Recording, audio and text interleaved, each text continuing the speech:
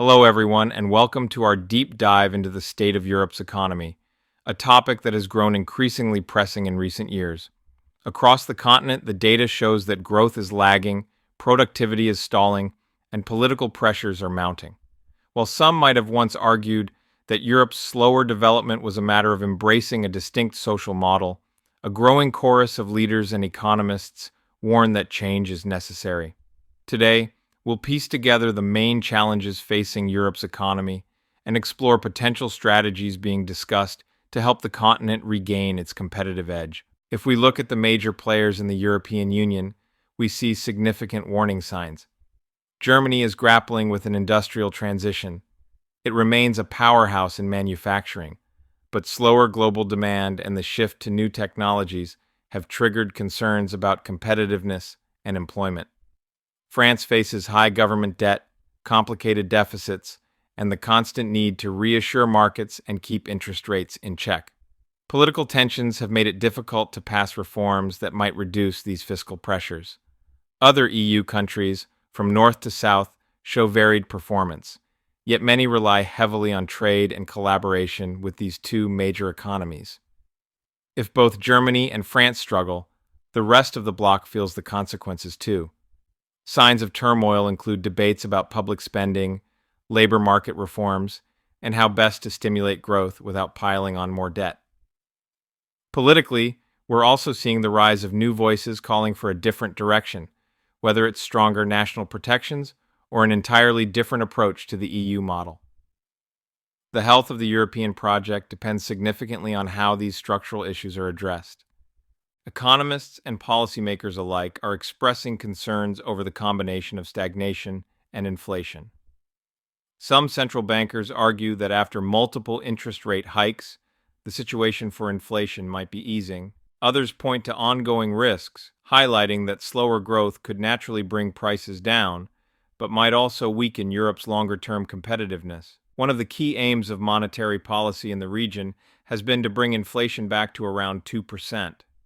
Several experts believe it may settle closer to that target over the next year or two.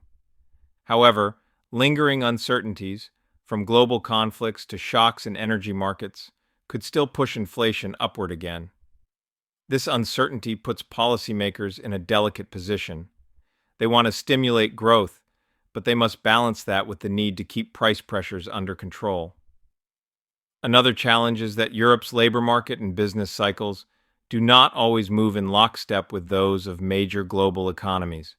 For instance, in the past decade, the U.S. has often rebounded from recessions at a faster pace, buoyed by its large consumer market and tech sector. Europe, meanwhile, has sometimes found its exports caught in global trade tensions, while also wrestling with internal regulatory hurdles. One of the biggest alarm bells for Europe is productivity.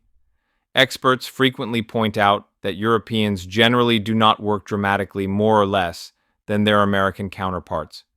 Instead, the crucial difference comes from productivity, how much value each worker generates per hour. When productivity stalls, it drags down GDP, wages, and overall living standards. For several decades now, the US and certain Asian economies have seen robust productivity growth, partly due to rapid innovation in technology, creative financing options for emerging companies, and a culture of taking business risks. Europe, in contrast, often invests similarly in research and development at the public level, but struggles to convert groundbreaking ideas into thriving private enterprises. Why? Many argue that Europe's rules, though designed to protect citizens and ensure fair competition, can inadvertently stifle innovation.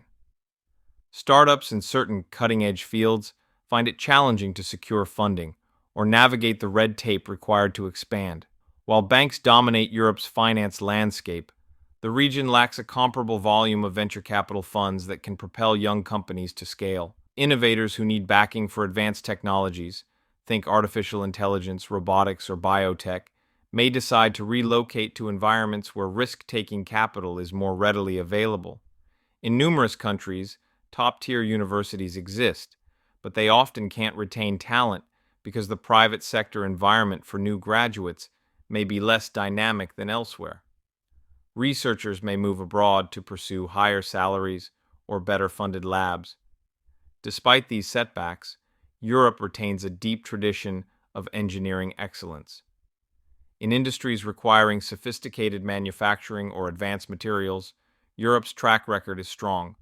Many point out that if these skills and resources could be more effectively channeled into modern tech sectors, the results could be transformative.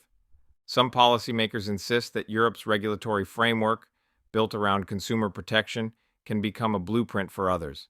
Yet critics say that it places too many obstacles in front of high-growth industries. The truth likely sits somewhere in the middle. Regulation is necessary, but it has to be carefully calibrated so that Europe can continue protecting essential rights while enabling entrepreneurs and new businesses to flourish. Consider, for instance, digital technologies. Major online platforms have grown into global giants outside Europe. When Europe tightens rules around data privacy or platform bundling, it often does so without simultaneously nurturing the next wave of domestic champions. The result? Many promising European tech ventures either remain small or sell early to foreign buyers. Ultimately, the continent's fate will hinge on how it balances social protections with the realities of a competitive global marketplace, how it invests in the next wave of technological innovation, and how it coordinates political power to face shared challenges. A transformation on that scale takes time, determination, and a willingness to embrace risks. Whether or not European leaders, businesses, and citizens decide that the moment for bold moves has arrived is still up for debate. Thank you all for joining this in-depth exploration of Europe's current economic landscape. From debt pressures to structural shifts in industry, from the promise of high-tech development to concerns about energy, these issues will shape the debate in European capitals for years to come. Keep an eye on how these conversations unfold. Any breakthroughs or missteps could define Europe's role on the world stage in the decades ahead.